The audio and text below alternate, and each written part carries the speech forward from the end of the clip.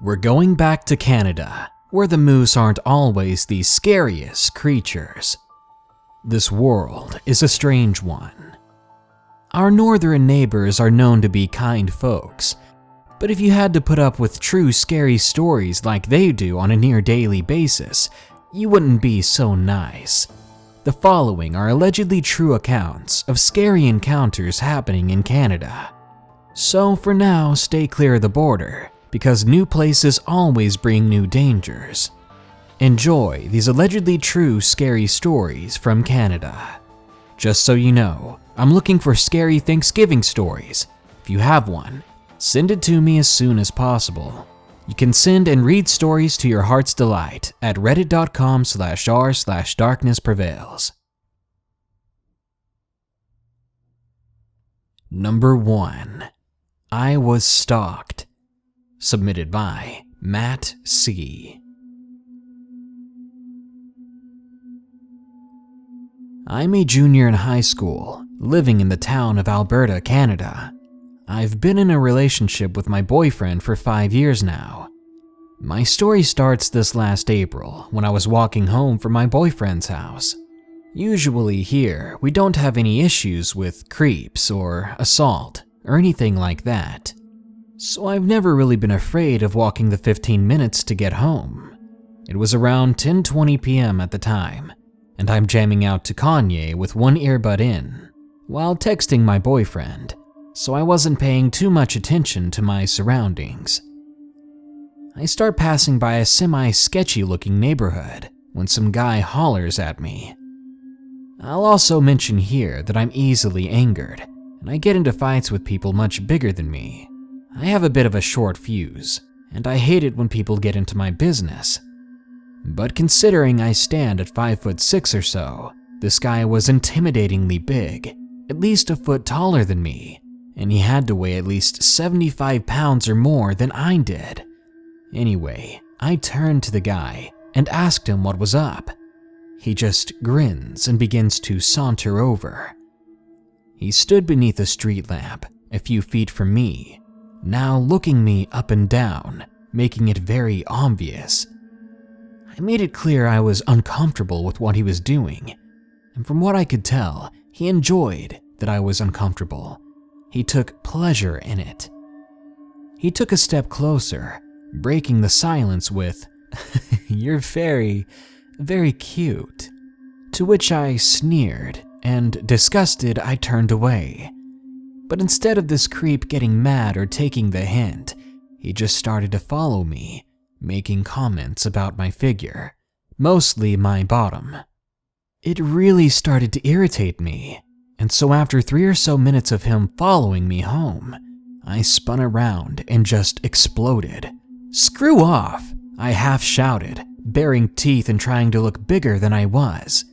But I knew it wasn't working. This guy was huge compared to me. So me being a dumb and irrational teenager, I took aim at his groin with my foot before taking off running. I could hear him running after me, which drove me to go faster. I made a huge mistake when I jumped my back gate, not realizing what I'd done until I calmed down. Because then I knew I'd led this crazy person to my own home. And even though he didn't follow me into my backyard, I heard him laughing as he walked away. Immediately, I texted my boyfriend, but aside from telling him and everyone else I knew, there wasn't much else I could really do. Creepier yet, for the next few weeks, I would see the big man around my neighborhood, following me at a distance. He'd always be staring at me, licking his lips, and now that I look back on it, I know exactly what he was staring at. At one point, he stepped too close, and I had to get my father to come chase him off. It got so bad, he began to leave notes for me, notes with chocolates and flowers. This creep was obsessed with an underage boy.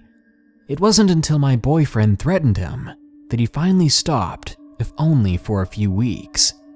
After that, he picked up again where he left off, around mid-May of that year. The first time I saw him again after that, was when I went to the pool with my boyfriend and he was beyond the fence eyeing me. I called security, asking them to do something, and luckily they chased the guy off. That was the last straw for my family. Finally, my father got the police to monitor him, and when they found him creeping up, they told him what would happen if he ever did it again. To be honest with you, I thought it'd finally end there. But later that same week, I got one last thing from him, which still makes me very afraid. A note was left at my boyfriend's, stating both of our personal information, our classes, even our grades in our classes, the names of our immediate family. There were also pictures of us all over town in the recent months. The worst of it was the handwritten part at the bottom. It read, "I'll steal him from you one day. I haven't felt safe in a very long time." Number 2. The Black Ghost, submitted by Isaiah. This story takes place back in September of 2001, when I was only 7 years old in a fairly large house in a place called Canning in Nova Scotia, Canada. I had a horrifying experience. At the time, I lived there with my parents and 4 siblings, 2 older brothers who were 3 and 5 years older than me, and 2 younger sisters, both a single year younger than me. The night that this encounter took place, my 2 older brothers and parents were in the living room on the first floor watching TV, while my sisters and I were running around the house, playing with our toys like normal. Eventually, we got bored with the toys we had and decided to run upstairs to grab more. Our toys were located in a big cardboard box in a tiny room near our parents' bedroom. We called this room the Blue Room because it was entirely painted blue for some reason. It had been that way since my parents bought the house.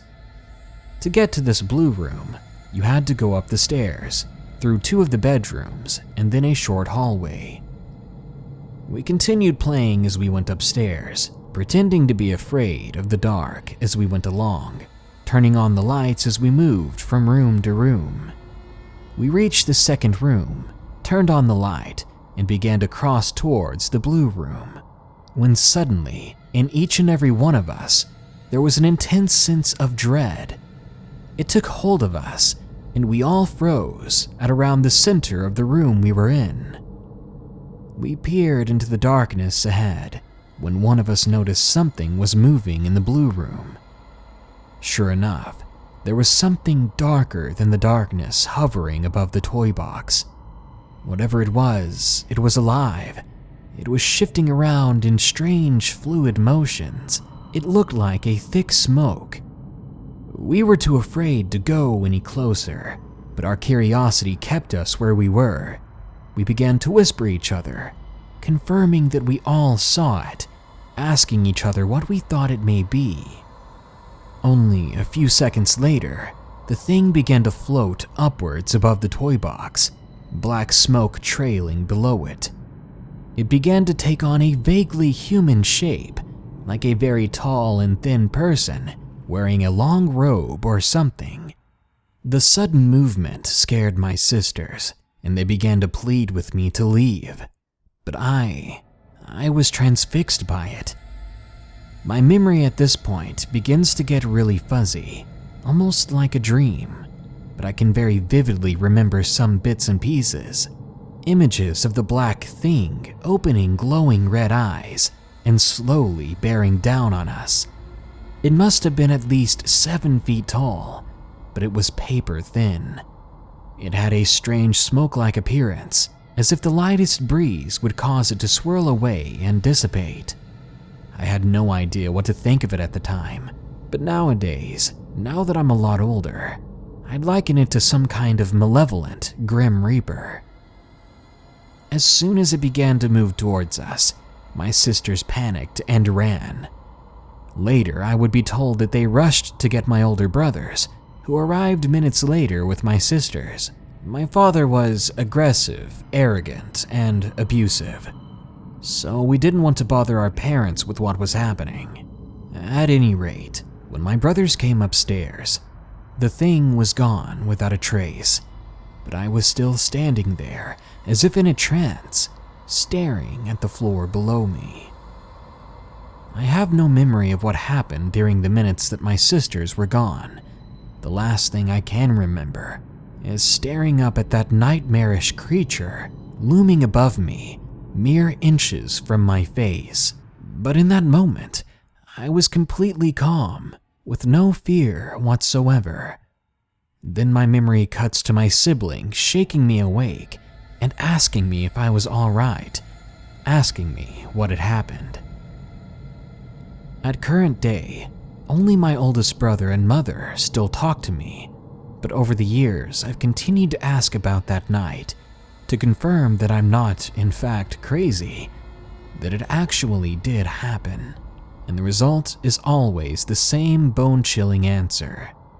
Yes, it did actually happen, and it was exactly how I remember it.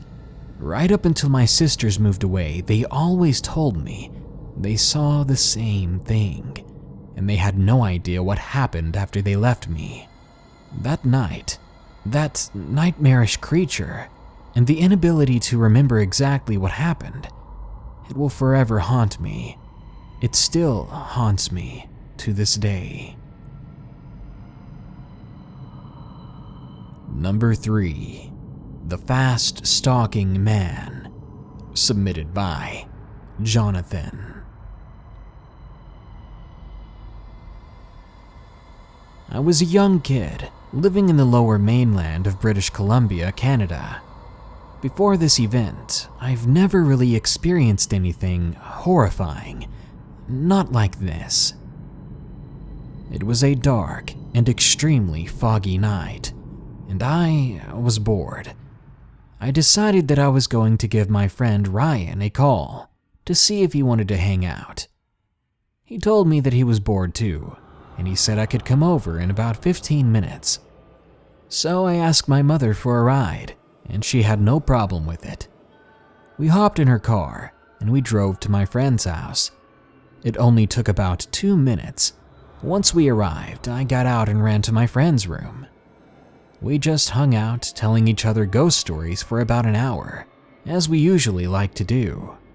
But soon we got bored of that as well, so we sat there for a moment, brainstorming of things we could do. We thought maybe we could go out for a walk around his street. Maybe we would see something scary to tell our friends at school. We'd done this before, but have never once seen anything out of the ordinary. It's the kind of thing where you don't actually think you're going to see something scary. So we went out, not even thinking twice about it. Little did I know how wrong that assumption was.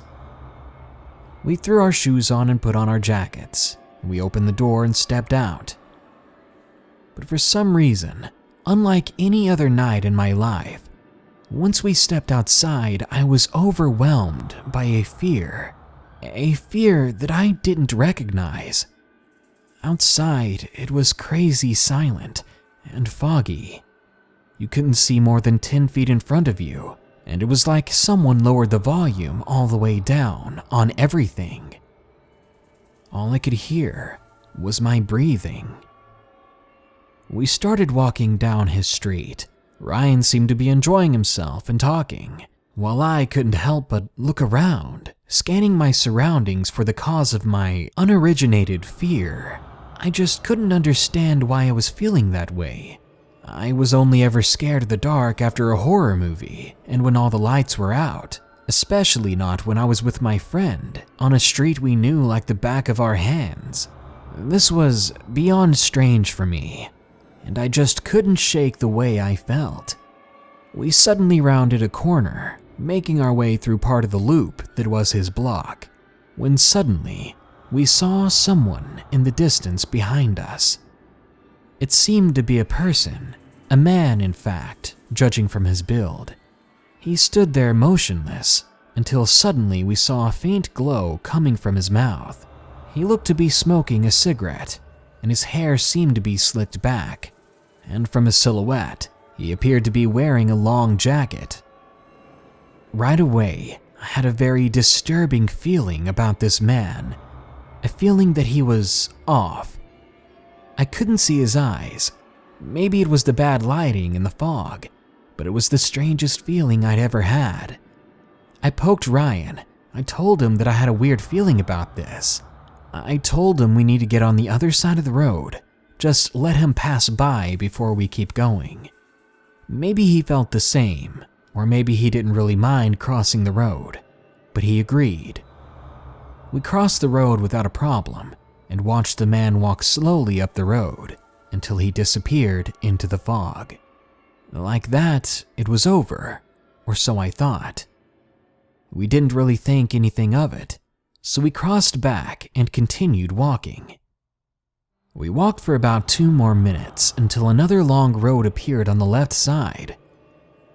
We walked by and saw the same man at the very end of the road, walking in the opposite direction. We wondered how we could see him from that distance, because the fog was so bad. It was extremely strange, because he was the only thing we could see from that distance. We couldn't even make out the ground or houses that were about 20 feet away, but there he was about double the distance, and his silhouette was clear. We waited for a moment, making sure that he wasn't coming towards us, because I think we were both getting creeped out. But he seemed to be walking away. Even as he appeared to be about 100 meters down the road, we could still see him. But because he wasn't coming towards us, we weren't as worried anymore. To our right was a path that went off into the woods and came out where we had started walking all the way down the road. We both looked at each other, contemplating whether or not it'd be a good idea to go into the forest. I smiled and began to run down the path. The feeling of dread began to dissipate, and I chalked it up to something random. I felt so much adrenaline from running in the darkness and feeling a little scared. I ran faster than I ever ran before. We both ran until we saw the opening of the woods, and we only stopped to catch our breaths. We were laughing at each other until we saw something confusing and terrifying. It was a man with the same silhouette, a man with the glowing ember of a cigarette in his mouth. If I didn't know any better, it looked like the same guy. He was walking at an unnatural speed towards us from the opening of the trail. We had basically been running full speed since we saw him last time, and he had been a good distance away from us then. How in the world did he catch up so fast? Now, the trail had a fork where you could go out, where the man was now, or you could keep going down the trail. We both bolted down the path without hesitation.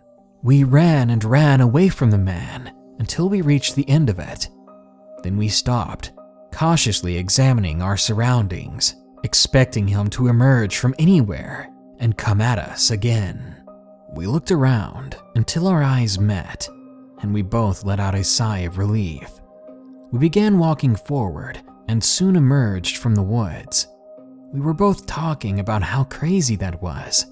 I soon realized that it wasn't over yet. I had a horrible feeling coming from behind me.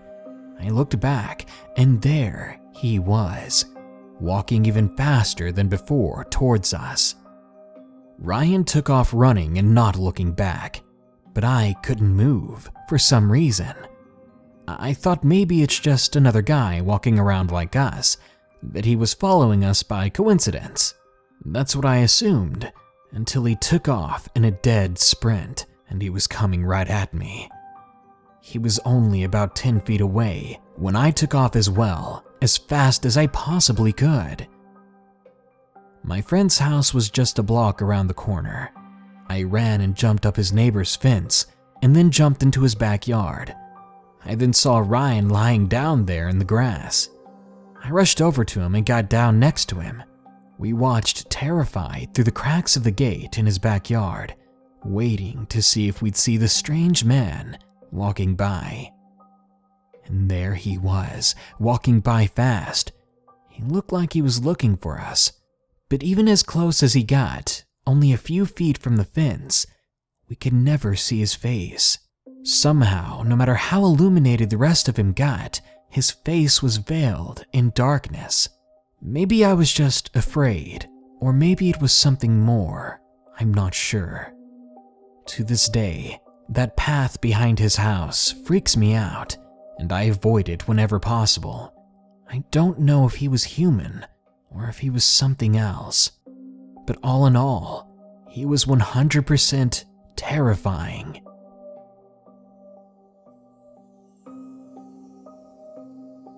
Number 4. Stranger at the Ballfield. Submitted by Michael B. This story happened 2 years ago. Me and a few friends of mine had plans to go to the baseball field at night to sit on the bleachers and chat. We live in a town called Stephenville Crossing in Newfoundland, Canada. Me and my friends had texted each other to get ready. I was at Caitlin's house, my cousin, and our friend Rayanne was also with us. We texted our friends to meet up at the local canteen first, Carl's Canteen, where many of us would just buy candy and food. We began our walk to the canteen. It was about a 10-minute walk from Caitlin's, so when we got there, our friends had not made it yet. We went inside to grab a few of their signature brownies. After standing around for a few minutes, we saw our friends coming toward the canteen yelling for us. They told us they wanted to grab a bag of candy, so we waited for them outside. As we waited, a car pulled up to the canteen, and a tall man wearing a suit, a blue tie, and a fedora got out of the car. Keep in mind that Stephenville Crossing does not have a large population, only about 1,200 people, so we're a town where everyone pretty much knows everyone else. So not only was this guy a sight to see, but he was a complete stranger to us. And the way he dressed was off, as no one in this town wears clothes like that. We just assumed he may have been on vacation from out of town. He looked at Caitlin and Rayanne, smirked, and then said, "Hello, darlings," without so much as acknowledging me. And the way he said it sounded seductive. He walked into the store as our friends were walking out. One of them, Eric, had made a remark about the man's weird fedora, but we told him not to say anything too loud because of the creepy vibe the man put off. Halen, one of our friends, and his girlfriend Haley had bought a family-sized bag of chips to share, but Haley nabbed it from his hands for herself, so he didn't bother to stick by her and came over by me to chat. We proceeded to talk about our usual topics, comic books and the like, in which we would often debate over whether Batman or Spider-Man was better. We walked past our local bar, the Cozy Corner, which was on the way to the baseball field. Now the canteen was out of sight, and I hadn't even thought about the creepy man anymore. We met up with Amber and David, who had been walking together down the street. We wanted them to come to the baseball field with us. They thought it'd be a fun time and quickly accepted the offer. When we arrived at the baseball field, we saw some more friends in the bleachers, and even though we didn't invite them, we sat next to them anyway. Then we began to munch on our candy. As we sat there, we saw a car turning into the baseball field coming towards us. The field is next to a forest and large bushes, so sometimes people go into the woods to, fool around, or maybe even some drug deals here and there. So it's not uncommon for this time of night for people to drive up to the baseball field with their girlfriend or boyfriend, or someone to drive up to hand off some drugs. Due to this being the usual thing, we were not very alarmed by the car pulling up.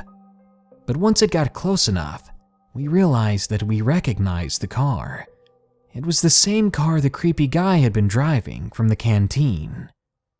The friends we had met after the canteen did not know about this guy, so right away we told him about how creepy he had been, and how he was particularly fond of Caitlin and Rayanne. David, being the craziest of the group, jumped off the bleachers and began yelling and making noises like a shrieking cat. The car then turned around and exited the baseball field. We kind of praised David for scaring off the creepy man, then laughed about how strange the man was and how crazy David was, then proceeded to make fun of his fedora. About an hour later, we decided to walk back to town, and instead of going toward the road, we decided to take the trail through the bushes. I stood by Halen. I was once again explaining why Batman was superior in our fun little debate. But that's when I heard David and Amber screaming. They were at the front of our group, and they were running back and telling us to run. We thought it was a joke, but when we looked, we saw a silhouette wearing a fedora running right towards us. We all ran back to the baseball field and decided to run into the woods, which may have seemed like a stupid idea, but we were familiar with the woods and had many hiding places there. And since it was night, it should be hard for him to see us. To my surprise, Brandon had messed himself. You could see the wet spot on his jeans, which made me think he wasn't very tough. But then again, our lives may have been on the line, so it was understandable. We decided to stay hidden for about half an hour, and then we all quietly left the forest, ran for the road, and stayed near the lit houses. We all hastily walked back to the main part of town, talking about the situation before going our separate ways to go home. Still, I couldn't help but think it was all funny, but apparently I missed something. Brandon, the one with the wet pants, told me why he had been so afraid. You see, Brandon had watched him cut himself in the face with a knife while he carried some sort of gun in his other hand. Now, if I'd seen that, I probably would have messed myself too. It would be a long time before any of us went back to that baseball field. And number 5, What's Downstairs? Submitted by Jared R.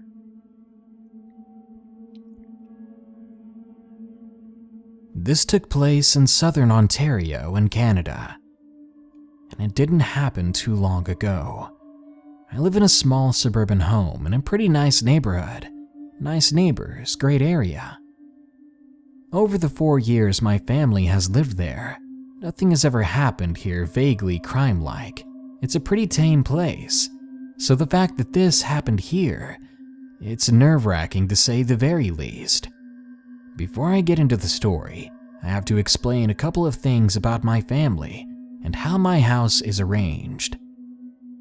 We have a black 4-year-old cat named Gru, my older sister, my older brother, my dad and my mom and my grandma who lives in the basement. When you enter my house, there's a small entrance area with a mat, with a small wall to the left separating this area from my dad's office. Beside the office is a small area with a bunch of cabinets and a large table. Opposite is the closet and the stairs leading upstairs to the basement, which directly above the closet and the stairs were 2 lights. Following down that hallway is the kitchen and the dining room on the left, with the laundry room and the living room to the left as well. Going downstairs is my grandma's area, and up the stairs to the left was my room, and adjacent that is my parents'. At the time, my mom and sister were off at a dance competition, so the house was very quiet, mainly because my brother, grandma, and dad usually kept to themselves. I woke up at about 5:14 after a really bad nightmare, something about being kidnapped. Now that I was awake, I couldn't go back to bed. I left my room fully alert, and I realized it was really dark out, especially for the fact that the sun was meant to rise very soon. I was going to go around to see if anyone was awake, but then I heard something. Everything else was quiet except for this. There was a scratching sound coming from downstairs. I was right next to the stairs, so I could tell it was coming from down there. And then there was a second thing. The staircase light was on, shining very brightly. And then there was a mumbling sound, like someone was talking to themselves. What in the world, I thought. Maybe it's just my mom.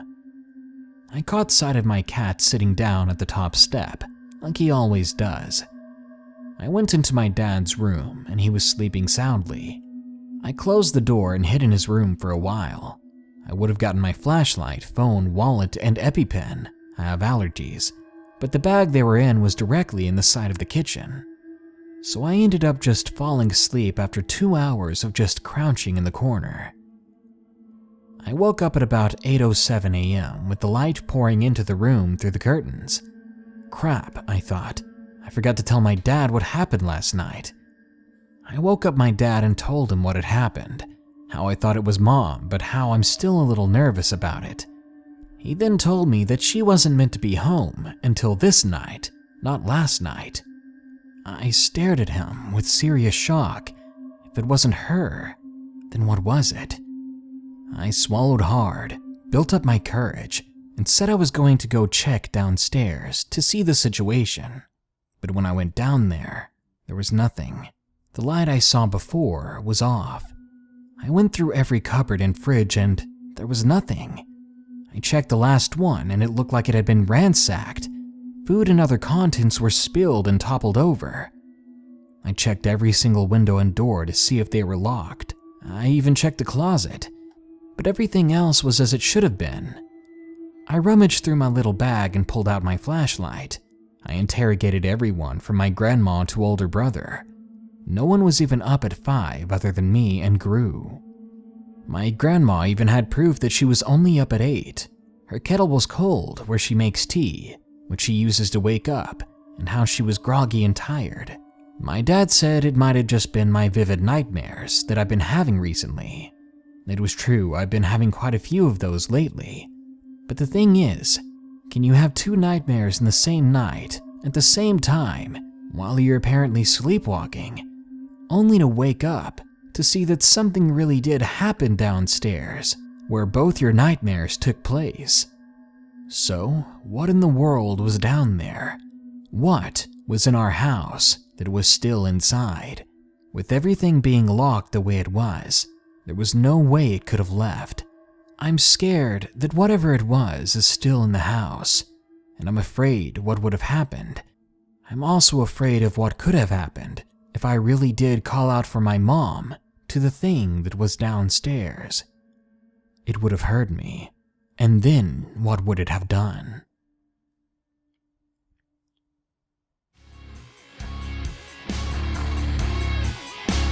Whenever I have time, I'd love to vacation in Canada.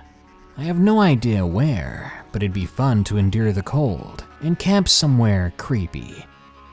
But apparently, after these stories, searching for creepy may not be the best idea, because apparently, the creepy might find you sooner than you think. The creepy might come at you with a knife or claws that are perfect for cutting your flesh. Good night. Be sure to like, share, comment, and subscribe if you enjoyed the video. And remember, I'm looking for Thanksgiving horror stories as soon as possible. You can send your story today at reddit.com/r/darknessprevails. Thank you. Stay safe out there, and stay creepy.